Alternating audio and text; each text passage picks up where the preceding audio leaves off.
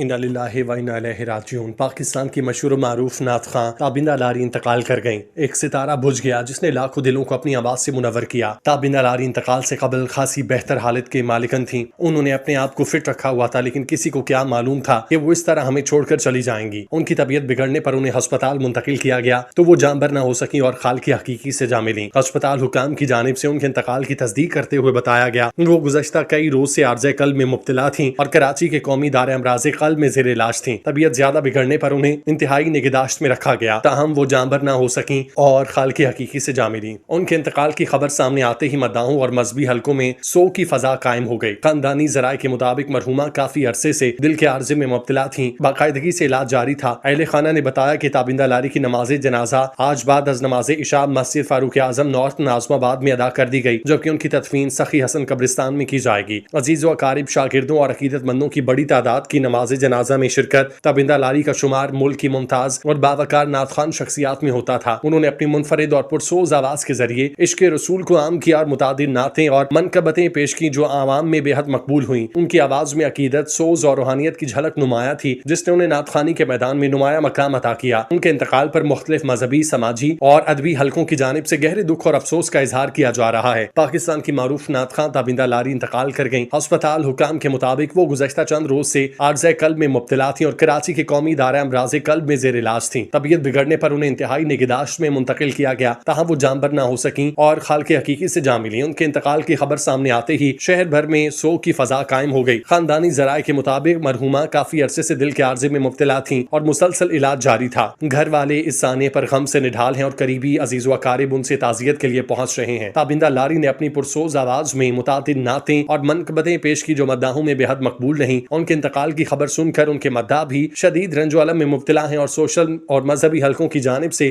گہرے دکھ اور افسوس کا اظہار کیا جا رہا ہے۔ مرحومہ کی مغفرت اور درجات کی بلندی کے لیے خصوصی دعاؤں کا سلسلہ جاری ہے۔ مرحومہ تابندہ لاری کا شمار پاکستان میں نعت خوانی کے درخشاں ستاروں میں ہوتا تھا۔ انہوں نے اپنی زندگی کے 40 برس اس مقدس فن کے لیے وقف کیے اور طویل تجربے کے باعث انہیں منفرد مقام حاصل ہوا۔ کہا جاتا ہے کہ وہ پاکستان کی واحد نعت خوان تھی جن کے پاس نعت خوانی کا 40 سالہ تجربہ تھا، جس نے انہیں اس میدان میں ایک معتبر اور نمایاں شناخت عطا کی۔ تابندہ آپا کا وصال اہل ادب اور اہل نعت کے لیے ناقابل تلافی خسارہ ہے۔ وہ سراپے اخلاص اور پیکر شائستگی تھی۔ عمر کے اس مرحلے میں بھی ان کا شوق علم اور ذوق اصلاح نہایت قابل رشک تھا۔ کلام اور تلفظ کے حوالے سے مشاورت کرنے میں انہوں نے کبھی تامل یا ہچکچاہٹ کو قریب نہ آنے دیا۔ ان کی یہی علمی ذہانت ان کے وقار کو امتیاز کرتی تھی۔ چند روز قبل ہی انہوں نے ایک منقبت جو کیو ٹی وی پر ان کی مترنم آواز میں پڑھی گئی تھی، یہ ان کی شفقت اور تعلق استواری کا مظہر تھا کہ ہر وہ نئی کاوش کو نہ صرف سراہتی بلکہ اس کی تہذیبی اور لسانی صحت کا بھی اہتمام کرتی۔ مرحومہ کے کئی شاگرد تھے جو ان سے نعت خوانی کے اسرار و رموز سیکھتے۔ وہ نہ صرف بہترین نعت خوان تھی بلکہ شفیق استاد بھی تھیں جو اپنے شاگردوں کی رہنمائی دل جمی اور خلوص سے کیا کرتی۔ ان کی تربیت سے وابستہ کئی افراد آج بھی نعت خوانی کے میدان میں سرگرم ہیں اور انہیں اپنا روحانی اور فنی رہنما قرار دیتے ہیں۔ تابندہ لاری کراچی کی ان باوقار اور ہمہ جہت شخصیات میں شمار ہوتی ہیں جنہوں نے اپنی محنت، لگن اور غیر معمولی صلاحیتوں کے ذریعے صحافت، نعت خوانی، ادب، مارکیٹنگ اور کارپوریٹ شعبے میں نمایاں مقام حاصل کیا۔ ان کی زندگی کا سفر ایک ایسے گھرانے سے شروع ہوتا ہے جہاں نظم و ضبط، تعلیم اور تہذیب کو بنیادی اہمیت حاصل تھی۔ ان کے والد ممتاز احمد لاری مرحوم اسٹیٹ بینک آف پاکستان میں ملازم تھے، جس کی وجہ سے ان کا بچپن اسٹیٹ بینک کے رہائشی فلیٹس میں گزرا۔ اسی ماحول میں انہوں نے آنکھ کھولی پرورش پائی اور اسٹیٹ بینک کے اسکول سے ابتدائی تعلیم حاصل کی۔ بچپن ہی سے ان میں غیر نصابی سرگرمیوں میں حصہ لینے کا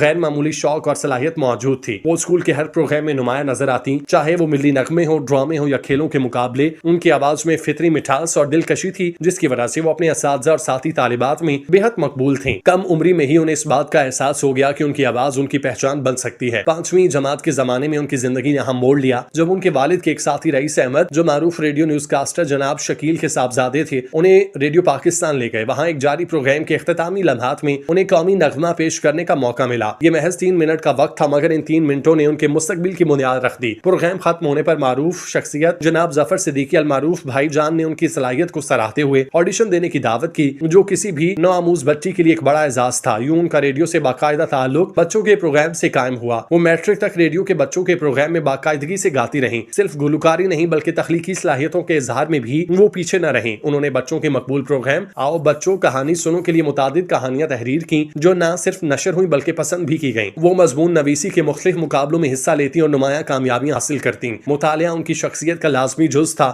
وہ گڑیا سے کھیلنے کے بجائے کتابوں کو اپنا ساتھی بناتی۔ علم سے یہ لگاؤ ہی دراصل ان کی اصل مسلسل زندگی کی فکری بنیاد تھا۔ ابتدائی طور پر ان کی خواہش تھی وہ باقاعدہ گلوکاری کے میدان میں اپنی شناخت بنائیں، مگر ان کے والد اس شعبے کے حق میں نہ تھے۔ وقت کے ساتھ ساتھ انہوں نے خود بھی یہ محسوس کیا کہ نعت خوانی کے ذریعے انہیں جو عزت وقار اور روحانی تسکین حاصل ہوئی وہ عام گلوکاری میں شاید ممکن نہ تھی۔ ان کی آواز میں عقیدت اور سوز کی کیفیت نے انہیں نعت خوانی کے میدان میں ایک منفرد مقام عطا کیا اور انہیں معاشرے میں احترام کی نگاہ سے دیکھا جانے لگا۔ انٹرمیڈیٹ مکمل کرنے کے بعد انہوں نے صحافت کے میدان میں قدم رکھا اور جنگ گروپ سے بطور کالم نگار وابستہ ہوئیں۔ یہ وہ دور تھا جب ملک میں مارشل لاء نافذ تھا اور اظہار رائے کی آزادی محدود تھی، مگر نوجوان اور پرجوش تابندہ لاری کو ان خطرات کا مکمل ادراک نہ تھا۔ وہ بے خوفی اور سچائی کے ساتھ لکھتی رہیں، جس کی وجہ سے ان کی پہچان ایک نڈر اور باہمت خاتون صحافی کے طور پر قائم ہوئی۔ ان کی تحریروں میں جرأت، بصیرت اور معاشرتی شعور نمایاں ہوتا تھا۔ 1977 سے 1996 تک انہوں نے جنگ گروپ میں خدمات انجام دیں۔ اس دوران دیگر اخبارات اور جرائد میں بھی ان کے مضامین شائع ہوتے رہے۔ تعلیم اور صحافت ساتھ ساتھ جاری رہی۔ انہوں نے ماسٹر کی ڈگری حاصل کی۔ ماسٹر میں مارکیٹنگ اور ایڈورٹائزنگ کی تعلیم نے ان کے کیریئر کو نیا رخ دیا۔ انہوں نے ایک معروف کاسمیٹک کمپنی میں بطور ایڈورٹائزنگ مینیجر کام شروع کیا، جہاں ان کی تخلیقی سوچ اور صحافتی بصیرت نے اشتہاری حکمت عملیوں کو نئی جہت دی۔ وہ دن بھر کارپوریٹ ذمہ داریاں نبھاتی اور شام کو 2 گھنٹے اخبار کے دفتر جا کر صحافت کا شوق پورا کرتی۔ اس طرح انہوں نے ثابت کیا کہ اگر ارادہ مضبوط ہو تو انسان بیک وقت مختلف میدانوں میں کامیابی حاصل کر سکتا ہے۔ ملازمتوں کی تبدیلی اور والد کے انتقال جیسے صدموں کے باعث کچھ عرصے کے لیے ان کی تحریری سرگرمیاں متاثر ہوئی، مگر ان کا حوصلہ کبھی پست نہ ہوا۔ انہوں نے دوبارہ خود کو منظم کیا اور کارپوریٹ دنیا میں اپنی شناخت مستحکم کی۔ وہ معروف فوڈ کمپنی میں کارپوریٹ ہیڈ کے عہدے پر فائز تھیں اور انہیں مارکیٹنگ اور ایڈورٹائزنگ کے شعبے میں 20 سال سے زائد کا وسیع تجربہ حاصل تھا۔ وہ جدید مارکیٹنگ ٹرینڈز، برانڈ مینجمنٹ اور ابلاغی حکمت عملیوں پر گہری نظر رکھتی تھیں اور ماضی سے لے کر حال تک کے رجحانات کا تقابلی جائزہ لینے کی صلاحیت رکھتی تھیں۔ کارپوریٹ مصروفیات کے ساتھ ساتھ وہ میگزین کی ایگزیکٹو ایڈیٹر بھی رہیں، جہاں ان کی ادبی اور صحافتی صلاحیتیں ایک بار پھر نمایاں ہوتی ہیں۔ ان کی زندگی اس بات کی روشن مثال ہے کہ ایک باہمت اور تعلیم دوست خاتون کس طرح گھریلو، سماجی اور پیشہ ورانہ ذمہ داریوں کو متوازن انداز میں نبھا سکتی ہے۔ انہوں نے کامیابیوں کا سہرا ہمیشہ والدین اور بھائیوں کی حوصلہ افزائی کو دیا اور شادی کے بعد ان کے شوہر کی بھرپور حمایت نے ان کے سفر کو مزید مضبوط بنایا۔ تابندہ لاری کی شخصیت عزم، علم، دوستی، تخلیقی جرأت اور پیشہ ورانہ مہارت کا حسین امتزاج ہے۔ ان کی داستان حیات نئی نسل کی خواتین کے لیے حوصلے، خود اعتمادی اور مسلسل جدوجہد کا پیغام رکھتی ہے۔ تابندہ لاری عاجزی اور انکساری کا پیکر تھیں۔ شہرت اور مقبولیت کے باوجود انہوں نے ہمیشہ سادگی کو اپنائے رکھا اور اپنے اخلاق اور کردار سے سب کے دل جیتے۔ انہوں نے ایک بھرپور بامقصد زندگی گزاری اور اپنے فن کے ذریعے تابناک دور دیکھا۔ ان کی خدمات کو نعت خوانی کی تاریخ میں ہمیشہ یاد رکھا جائے گا۔ قومی ادبی نعت کانفرنس 2025 میں خدمات نعت کے اعتراف میں انہیں فروغ نعت ایوارڈ سے نوازا جانا ان کی عمر بھر کی ادبی اور روحانی کاوشوں کا برملا اعتراف تھا۔ اس اعزاز پر ان کی مسرت دیدنی تھی اور وہ اس پذیرائی کو اپنے لیے سعادت سمجھتی تھیں۔ ان کی رحلت ایک عہد ذوق کے اختتام کا احساس دلاتی ہے۔ اللہ تعالیٰ ان کی مغفرت فرمائے، درجات بلند کرے، ان کے علمی اور ادبی نقوش کو صدقہ جاریہ بنائے، آمین۔